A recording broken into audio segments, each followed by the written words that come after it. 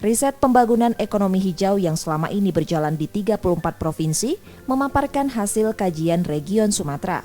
Di Sumatera Selatan, kegiatan ini dikembangkan lewat konsep pembangunan berbasis landscape rawa gambut di Desa Bangsal, Kabupaten Ogan Kombring Ilir. Ekonomi hijau yang dikembangkan adalah pertanian rawa, peternakan kerbau rawa, dan budidaya ikan rawa. Ketiganya saling berintegrasi untuk mendapatkan manfaat ekonomi pada ekosistem rawa gambut.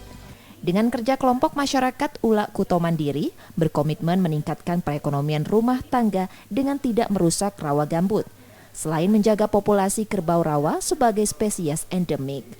Dari kajian BRIN, ekonomi hijau mampu dipraktikkan dalam aktivitas sehari-hari di masyarakat, namun aspek teknologi perlu ditingkatkan.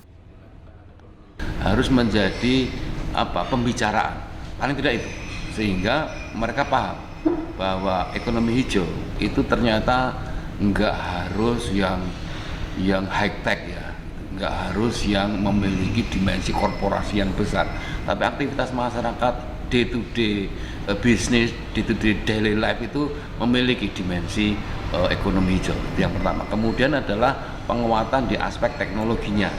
Teknologi memang masih banyak keterbatasan, sehingga itu yang memang harus kita push terus.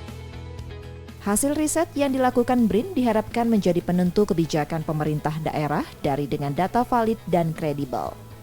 Rizky Nurmizan, Kompas TV, Palembang, Sumatera Selatan.